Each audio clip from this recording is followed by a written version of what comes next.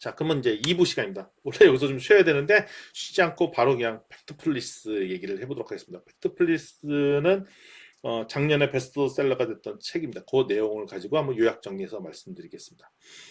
한스 로슬링이라는 사람이 있습니다. 특히 겐마인더 재단을 만들었고요. 이분들이 뭐냐면 좀 사회 봉사 이런 것들을 되게 좋아하시는 분이었는데 통계학을 기반으로 하셨어요. 그러니까 보건복지 정책을 했는데 통계 데이터를 근간으로 안 하니까 문제가 터지더라 이 얘기를 합니다. 그래서 사실에 같은 팩트 체크하고 구제 활동인지 봉사 활동을 해야 된다라는 이야기를 이 한스 로슬링 박사님이 하셨고 이분이 지금 돌아가셨어요. 돌아가신 건 이제 두 아들과 며느리 롤라 로슬링과 한나 로슬링 이 두 분이 겟마인더 재단을 이끌면서 세상의 여러 가지 정책을 만들 보건복지 정책을 만들 때 특히 데이터를 기반으로 한 정책을 만들어야 된다 이거를 계속 하고 있어요. 그래서 이 팩트플리스의 핵심은 가장 키워드 이겁니다. 세상은 너무 심각한 무지와 싸운다. 그러니까 우리가 수많은 정책을 만들 때 그냥 이럴 거야 라는 그냥 추정으로 인해서 정책도 만들고 그다음에 정부 보조금도 들어가고 지원 정책 간다는 거죠. 그래서 철저히 사실에 근각한 또 두려워하지도 말고 건설적 활동을 하기 위해서는 팩트 체크하면서 하자. 그래서 여기 보면 팩트플리스라는 책을 냈는데 이거 없는 단어예요, 없는 단어. 그래서 뭐냐면 세상을 있는 그대로 데이터 기반으로 보겠다라는 책입니다. 그래서 이 책을 한번 꼭 읽어보실 도움이 되는 책입니다. 겟마인더 회사 재단에서 하고 있는 이제 질문이 있습니다. 질문. 재미난 질문 13가지가 있습니다. 왜냐하면 사람들이 얼마나 잘못 생각하고 있느냐 이런 오류입니다. 2100년도의 어린이 숫자를 한번 생각해 보자는 거죠. 1950년도에서는 1빌리언 10억 명의 어린이가 있었어요. 10억 명이 있었어요. 2000년도에서는 한 20억이에요. 자, 그러면 2100년도 앞으로 지금은 한 2020년도니까 80년도에요. 80년도에는 어떻게 될 것이냐? 유엔 통계로 예측은 얼마냐라고 찍어보라는 거죠. 그러면 느낌으로 볼 때는 요렇게나 요렇게 많이 찍습니다. 왜냐하면 이 선이 이렇게 가기 때문에. 근데 실제 데이터로 분석을 해보니까 이겁니다. 그대로 여기서부터 정체가 된다는 거가 수치라는 것이죠. 자, 이게 이제 실제 데이터인데 우리는 그냥 이렇게 직선으로 갈 거라 생각한다는 것이죠. 근데 더 재미난 것은 이게 지역에 따라 다르다라는 겁니다. 지역에 따라. 여기에 보면 이 한스 로슬링이 스웨덴 분이거든요. 스웨덴과 노르웨이 이 두 나라, 북유럽에 있는 두 나라이고 색깔이고 US는 미국이고 SA는 사우스 아프리카, 그러니까 남아공화국 얘기하는 건데 이렇게 잘못 체크한데 4빌리언 될 것이다. 사우스 아프리카가 가장 많이 잘못 생각했다는 거죠. 왜냐하면 거기는 인구 증가율을 생각했을 때 이렇게 컸다는 거죠. 그러니까 이게 잘못 생각하는 거나 오판한 거가 지역별로 특성이 다 다르다라는 얘기를 하고 있습니다. 3빌리언 정도 될 거야 라고 생각했던 나라는 가장 큰 게 뭐냐면 이제 미국 같은 경우는 이 정도 생각하고 그다음에 특별히 스웨덴도 이렇게 생각했다는 거죠. 그리고 정확히 맞힌 팀은 전반적으로 숫자가 적었다. 뭐 이런 얘기를 좀 볼 수 있습니다. 또 재미난 얘기입니다. 전 세계는 70억 인구가 살고 있습니다. 지도가 보죠. 70억 인구를 이렇게 나눈 겁니다. 어느 거 같은 거냐? 그러니까 아시아의 요 A는 아시아의 40억, 그다음에 아프리카 10억, 유럽의 10억, 그다음에 북미와 남미에 10억 정도 살 것이다. 요 표시예요. 그다음에 두 번째는 아니 아프리카에 10억이 더 살고 아시아는 30억. 아니 그게 아니라 미국이랑 남미에 20억이고 이렇게 될 거야 라고 했는데 요거의 결과는 어떻게 됐냐? 실제 정답은 A입니다. A예요. 그런데 보니까 이거 반대로 아프리카에 사람이 많이 살 거라고 생각했던 것은 북유럽 사람들이 그렇게 사는 거다. 그러니까 느낌이 북유럽의 입장에 볼 때는 아시아 인구가 보다는 아프리카 쪽이 더 가까워서 그런지 아시아 인구가 그렇게 많을 거라는 생각을 안 한다는 거죠. 편견이라는 거죠. 근데 실제는 아시아 인구가 한 40억이나니까 절대 다수를 차지하는데 북유럽 사람들은 아프리카 사람이 더 많을 거라고 생각하고 미국 사람들은 어디가 더 많을 거냐? 아이고 북미와 남미 이쪽이 더 많을 거라고 생각한다는 거죠. 그러니까 실제 데이터랑 머리로 인식하는 건 차이가 있더라라는 거고. 자, 그럼 기대 수명. 평균 기대 수명 50살, 50대, 60대, 70대까지 사느냐. 이것도 또 통계를 돌려봤어요. 돌려봤더니 이런 얘기를 합니다. 예, 정답은 70대예요. 70대까지 살 수 있습니다. 전국 수명. 자, 보면은 어, 미국 사람들이 가장 잘 맞췄어요. 뭐 본인들의 기대 수명이 크니까. 그리고 60대라고 했던 분들은 그 북유럽 사람들이겠고, 50대라고 얘기했던 사람은 그 사우스 아프리카. 아마 그쪽 지역에 이제 기대 수명이 떨어지니까. 그러니까 자기네 국가의 기대 수명을 기준으로 생각한다. 전 세계 평균을 이렇게 생각한다라는 거죠. 자, 전 세계적으로 글을 쓸 수 있는 사람의 숫자 비율은 80%, 60%, 40%. 우리가 이러면 되게 생각보다 잘 맞추기 어려운 질문 중에 하나예요. 근데 이거는 의외로 A번입니다. 잘 못 맞췄어요. 전반적으로 A번. 그러니까 모든 사람들이 이 지구가 아직 전 세계적으로 문맹률이 꽤 높다라고 생각해요. 그래서 한 절반 이상이 한 60%밖에 안 된다고 생각하는데 생각보다 그 글을 읽고 쓸 수 있는 사람 비율이 꽤 높다라는 얘기예요. 높다. 근데 이거 우리 아직까지도 옛날 생각을 전반적으로 한다는 얘기인 거고요. 자, 이게 왜 그러냐면 본인이 갖고 있는 세계관에 따라 현실은 다른데 보고 싶은 것만 봅니다. 보고 싶은 것만 인지하고. 그래서 우리는 세상을 볼 때 그냥 늘 드라마틱해만 보고 내가 가지고 있는 편견대로 보기 때문에 이게 굳어지면은 내 편견을 기반으로 한 의사결정을 하고 이 편견을 기반으로 심지어는 회사 경영도 이렇게 합니다. 기업 정책도 이걸로 그냥 만듭니다. 따라서 이렇게 만든다는 것을 우리가 이 벽을 깨뜨리고 팩트 체크를 해야 된다라는 것들을 우리가 이번 수업에서 하고 싶은 얘기인 것이죠. 그래서 우리가 정확한 팩트 체크하고 이 분석하는데 방해 요인들이 꽤 있는데 이렇게 10가지 방해 요인들이 있어요. 간극, 부정, 직선, 공포 등등 10가지가 있는데 요거에 대해서 하나씩 좀 살펴보도록 하겠습니다. 첫 번째 이제 간극 본능이 있습니다. 간극 본능. 그러니까 우리는 뭐든지 데이터를 이렇게 드라마틱하게 두 개로 나누고 싶어하는 습성들이 있습니다. 예를 들면 개발도상국은 그 영아 사망률이 높지 않고 선진국은 영아 사망률이 낮다.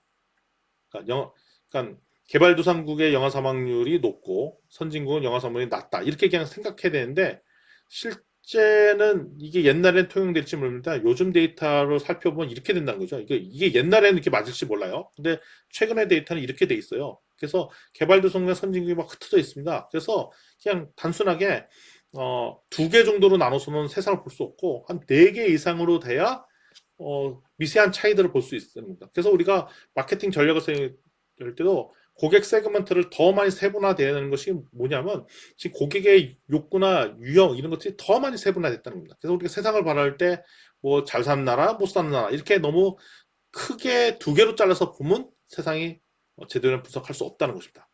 그래서 이제 저자는 최소한 이제 4단계로 세계 인구의 소득 수준을 나눠야 된다. 그래서 평균 뭐 2달러 이하에 사는 사람, 그다음에 8달러 정도에 사는 사람, 그다음에 32달러 사는 사람, 그다음에 32달러 이상으로 사는 사람.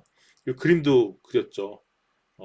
요리는 어떤 거 먹고 이동수단은 못 쓰고 물은 어떤 거 먹고 뭐 이런 수준입니다. 그래서 물가 수준에 따라 이제 세계 인구를 나눴더니 근데 그렇게 안 나누면 그냥 잘 못 사는 사람과 잘 사는 사람 이렇게 쭉 날라부르는데 이 중간에 애매모호하게 결쳐져 있는 사람들이 대다수라는 겁니다. 여기 보죠.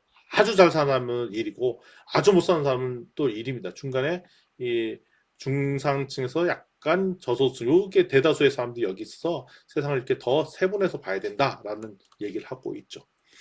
우리가 의인의 일을 쓰고 있습니다. 여학생들은 문학 이런 것들을 좋아하고 남학생들은 수학 그다음에 공학 이런 걸 좋아해라는 그 편견이 있죠. 그래서 미국에서 데이터를 봤더니 여학생들 중에서 탑 점수를 맞추는 애들이 있어요. 그러니까 전반적으로 여학생들이 수학 능력이 떨어진 것이 아니라 수학 능력이 뛰어난 일이 있는데 일부 남학생들이 좀 더 많을 뿐입니다. 그러니까 우리가 평균적으로 이렇게 생각하죠. 여성들은 문학을 더 잘하고 남학생들이 수학을 더 잘한다라고 했는데 1등을 찍는 애들은 남학생이나 여학생이 똑같았다는 겁니다. 다만 숫자가 조금 더 많았을다라는 표현이 있습니다. 그래서 우리가 그냥 일반적으로 이게 숫자를 더 세분해서 봐야 된다는 그 얘기를 하고 있고요. 또 이 데이터는 뭐냐면 미국 옆에 멕시코가 있잖아요. 멕시코는 엄청 못 살고 미국은 잘 산다 이렇게 생각합니다. 그런데 실제 소득을 분석해 보니까 멕시코 사람들도 중에서도 미국 사람들보다 잘 사는 사람 숫자가 제법 됩니다. 이게 중복되는 숫자라는 숫자가 꽤 돼요. 그러니까 미국에서 잘 못 사는 사람들은 멕시코의 중상층 이하보다 떨어진 사람들도 있다는 겁니다. 그래서 이렇게 또 세분화해야 되는데 미국 사람들은 다 잘 살고 뭐 멕시코 사람들은 못 사니까 엄청나게 못 살고 이렇게 편견을 가질 수 있죠. 예를 들면 우리나라 기준으로는 우리 동남아에는 그런 국가들보다 우리나라가 훨씬 국가 수준이 높으니까 우리나라 사람은 다 잘 살고 저 동남아에 있는 사람들은 다 못 살고 이런 생각을 가질 수 있는데 그렇지 않을 수 있다. 데이터 확인해 봐야 된다. 그 얘기를 하고 있습니다. 갭을 봐라 이렇게 돼 있죠. 갭을 봐라 이거 뭐냐면 갭 사이에 수많은 돌들이 있다는 것을 잊으시면 안 된다는 거죠. 그냥 우리는 그냥 엄청나게 A 집단, B 집단은 갭이 크다라고 얘기를 하죠. 차이가 큽니다라고 하는데 그게 아니라 그 사이에는 엄청나게 중간 집단들이 있다는 것을 놓쳐서는 안 되고 우리는 대다수 주류만 생각하는데 그 사이에 수많은 마이너 집단들이 있다는 걸 생각합니다. 그래서 평균 가지고만 비교하는 것 안 되고 아까도 말씀드렸죠. 분산도 봐야 되고 분포도 이런 걸 봐야 되고 극단 집단만 비교하면 안 되고 특별히 너무 위에서만 바라보면 이 중간에 있는 수많은 계층들 바라보지 못해서 오판하게 될 수 있다. 그 얘기를 하고 있습니다. 그다음에 부정 본능이 있습니다. 아니 뭐 세계는 다 좋아질 거야라는 생각들을 하고 있는데 수많은 데이터를 보면 이 부정적인 데이터들도 막 있고요. 그리고 긍정적인 데이터들도 막 존재합니다. 그러니까 예를 들면 합법적 노예제, 기름 유출 빈도 이런 것들은 막 줄어들었고요. 예를 들면 항공기 사망 숫자는 아주 급속도로 줄어들었고요. 아동 노동도 막 줄어들었고 천연조 발생률도 줄어들고 막 줄어드는 반면에 또 안 좋은 데이터가 늘어난 것도 있습니다. 새로 나온 영화 수, 자연 보호 구역은 오히려 더 늘어났고요. 새로 나온 음악들, 그다음에 작황량들, 그러니까 농산물 재배하면 수확량이 되게 늘었어요. 전 세계적으로. 그리고 올림픽 참가 국가 숫자도 늘어났고요. 그다음에 아동 청소년 생존율도 늘고, 그다음에 초등학생 중에 여학생이 학교 다니는 비율도 전반적으로 늘었습니다. 이렇게 올라가는 데이터도 있고 내려가는 데이터도 있는데 이걸 가지고 우리가 편견을 가지고 보면 안 된다라는 것입니다.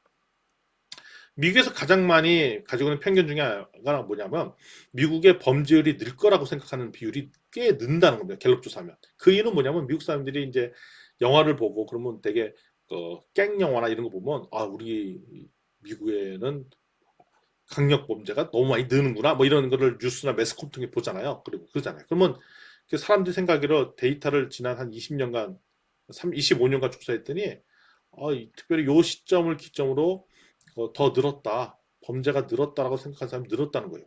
근데 실제 FBI 출처를 보면은 전반적으로 서서히 범죄 숫자가 줄고 있다는 겁니다. 그러니까 우리가 그릇된 정보에 왜곡되어 있다는 거죠. 뉴스 정보나 아니면 드라마, 영화 이런 것들 때문에. 따라서 사실 우리는 점점점 이 세상이 나빠진다고 생각하는데 나빠지는 거 아니라 좋아지는 것도 있습니다. 좋아지는 것도 있고 나빠지는 것인데 우리는 초점에 나쁜 뉴스 기사만 보다 보면 이 세상이 점점 나빠진다라고 생각하는데 특별히 범죄율은 떨어지고 있다. 미국은 우리도 그렇잖아요. 미국에 보면 총기 살인 사건 학교에서 총기를 휘둘렀다 보면 미국은 되게 범죄가 늘어난다라고 생각하는데 이 뉴스가 더 많이 퍼지기 때문에 그렇다라는 것들을 우리가 잊어서는 안 된다는 것입니다. 있죠. 네거티브 뉴스가 더 많이 잘 보이는 법입니다. 이게 나아지고 있습니다. 전반적으로 전 세계가. 그래서 좋은 뉴스와 개선된 뉴스는 재미가 없잖아요. 그래서 잘 알려지지 않고 그리고 뉴스에 많이 나온다고 고통이 더 큰 것은 아니다라는 것을 생각해 보십시오. 그리고 우리가 데이터를 볼 때 항상 데이터가 항상 직선으로 간다는 거니까 너무 우리가 직선을 좋아합니다. 근데 수많은 데이터가 이렇게 곡선입니다. 곡선.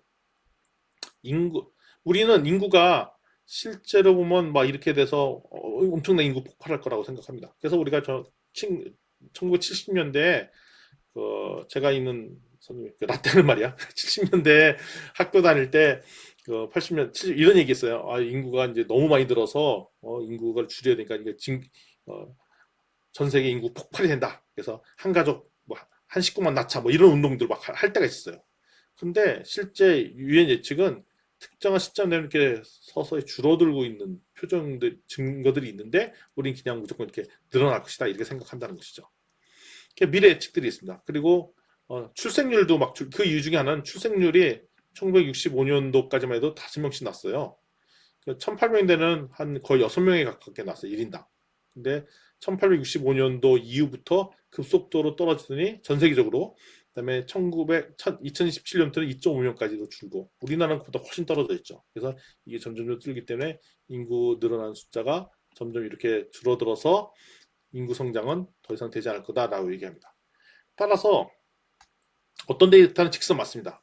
평균 교육 횟수가 전 세계적으로 직선으로 올라가고, 그다음에 첫 결혼 연령도 직선으로 늘어나고, 여가활동, 문화활동 비도 늘어나는 반면에 문맹률, 예방접종률, 냉장고 보유율 같은 경우는 이 S자 코스를 그리고 있고, 그다음에 사람마다 이동거리는 이 기하급수적으로 이렇게 늘고, 지출 규모나 이산화탄소 배출도 이 기하급수로 늘고 있고, 그다음에 충치나 교통사고 사망, 아동 익사는 이게 늘었다가 줄어드는 추세, 늘었다가 줄어드는 추세, 이런 추세를 보이고 있다는 겁니다. 그래서 전 세계에 있는 데이터를 보면은 증가 추세가 그냥 직선도 있지만 S자 코스 아니면 기하급수적으로 는 거, 그냥 올라갔다 내려 다 존재하고 있기 때문에 우리가 대상으로 하는 타격 분석하는 데이터도 그냥 무조건 직선으로만 간다라고 생각하면 된다 안 된다? 안 된다, 그 얘기를 해주려고 하는 겁니다. 우리가 직선을 너무 사랑한다라는 얘기를 기억해 두시기 바랍니다. 꼭 직선으로 가는 것이 아니라 이렇게 꺾여가기도 하더라. 그러니까 세상은 직선의 세계가 아니라는 것이죠. 그래서 다양한 데이터를 X자 코선, 또 미끄럼틀 곡선, 낙타 홍 모양, 또 기하급수로 성사하는 것 다 존재하니 데이터의 특성에 따라 따로 분석을 해야 된다는 게 기본입니다. 그리고 우리가 공포 본능이 있습니다. 아까 부정적인 거가 엄청나게 더 많이 생긴다고 생각합니다. 예를 들면 전 세계가 이제 재해가 많이 생기잖아요. 코로나19도 있고 지진도 있고, 그러니까 그런 것들이 엄청나게 많이 일어나고 있어서 이게 는다고 생각하는데, 실제 데이터 보면 재해로 인한 사망자 숫자는 엄청 줄고 있어요, 반대로. 그리고 항공기 사고 사망자 뉴스도 많이 나잖아요. 근데 항공기 사망 숫자도 보면은 연평균 숫자가 엄청나게 줄고 있다는 겁니다. 근데 우리는 이제 드라마 보고 뉴스를 보다 보니까 엄청나게 많이 지금도 나고 있다라고 생각하는 거죠. 그래서 우리가 공포에 너무 떨지 마라. 이거 보면 악어가 생각나잖아요. 근데 악어가 아니라는 거죠. 악어가 아니라 그냥 열쇠일 수 있더라. 그러니까 너무 우리 세상이 위험하다라고 생각을 한다는 거죠. 우리가 예를 들면 뭐 중동 지역 뭐 전쟁 보고 그러면 막 되게 위험하다 생각하잖아요. 그 처음에 제가 이제 외국 나왔을 때 한국에서 왔습니다. 그러면 한국엔 맨날 데모도 하고 남북이 대치돼 있고 북에서 핵 쏘니까 어떻게 그렇게 위험한 나라에서 살고 있습니까라는 질문을 많이 받았어요. 그럼 그 얘기 들으면 저희 황당하죠.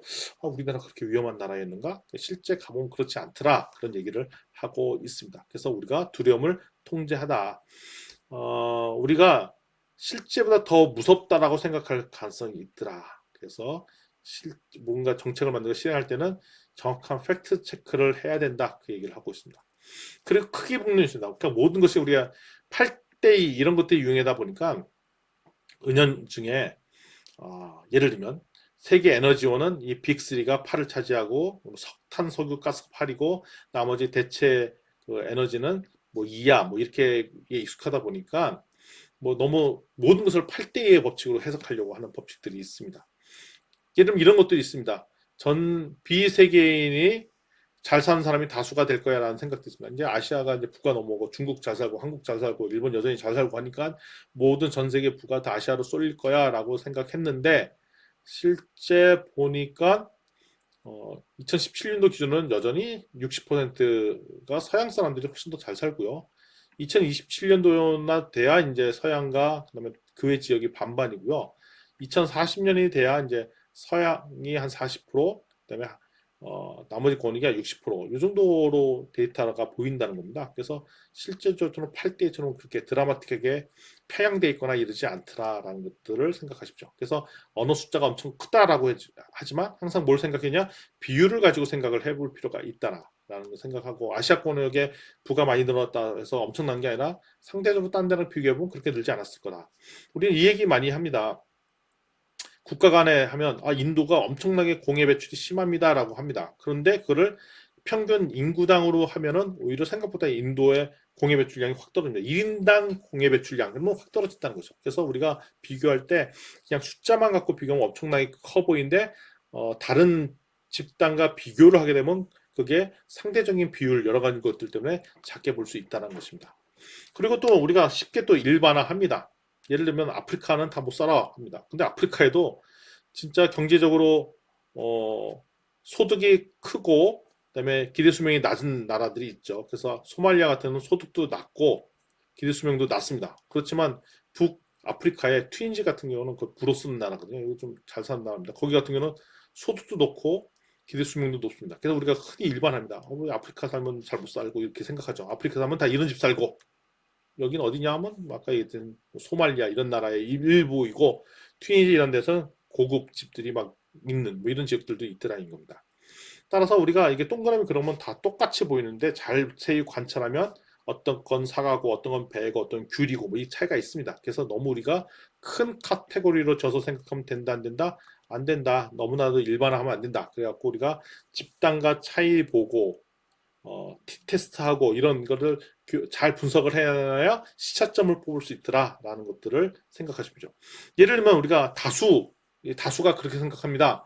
자, 51%도 다수고 99% 다수잖아요. 근데 이건 하나가 딱지예요. 99%는 거의 100% 모든 사람이 그렇게 생각한 거고 51%는 49%의 반대자가 있었다는 얘기를 반드시 생각해 봐야 됩니다. 그러니까 그냥 우리가 대충 숫자만 보고 판단하는 것이 아니라 그 속에 있는 뒷 배경의 이야기까지도 함께 봐야 된다는 것이죠.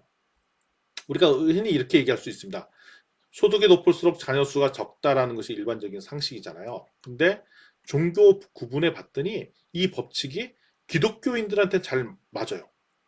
근데 이슬람교도들을 봤더니 소득이 많은 사람인데도 아직도 자녀 수가 많은 경우를 발견했습니다. 그러니까 문화적인 차이. 따라서 뭐냐면 그냥 이렇게 소득이 높을수록 자녀수가 적은 것은 기독교 쪽에서는 먼저 이렇게 진도가 나갔고 이슬람교도인들도 자녀수가 점점 낮아지는데 이게 시간에 따라 덜 자녀수가 적어드는 걸로 같다는 얘기인 거죠. 그래서 어떤 데이터를 분석할 때 그거에 그냥 있었던 히스토리, 그러니까 세상이 변하고 있기 때문에 히스토리를 봐야 된다는 겁니다. 그러니까 그렇다고 그럼 무슬림이라고 지금 무조건 인구를 많이 낳느냐? 아니 그게 아니라 지금 조금만 나는 나라들도 있고 뭐 그렇다는 거죠. 그래서 서서히 점진적으로 변화하는 데이터들을 추적해야 된다. 거북이처럼 보이지만 결국 경기의 승리자는 토끼가 아니라 거북이였다. 우리가 세상이 안 변하는 것 같지만 변화하는 추세가 있다라는 데이터들도 한번 봐야 되겠습니다. 그래서 우리가 현장을 가보고 관찰도 하고 문화도 인터뷰도 따는 이유가 안 변하는 것처럼 변하는 요소들이 있기 때문에 그렇습니다. 그다음에 단일 관점으로 보는 것들도 우리가 조심해야 됩니다. 예를 들면 이런 거죠. 쿠바라는 나라가 있습니다. 미국 바로 밑에 있는 섬나라죠. 이게 빈곤한 나라 중에서 가장 건강한 사람들이 많이 사는 나라가 쿠바입니다. 근데 그러니까 예를 들면 전 세계적으로 부유한 나라와 빈곤한 나라를 잘랐어요. 그리고 이 가로축은 소득이고 세로축은 소위 말하는 기대 수명입니다.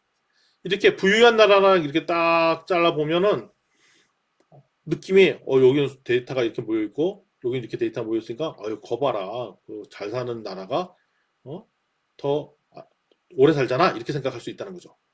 근데 그게 아니라 건강한 나라와 건강하지 허약한 나라로 나갈까요? 오래 사는 나라와 오래 살지 않는 나라. 그때 보니까 어떻게 하냐면 건강한 나라에서의 쿠바가 들어가요.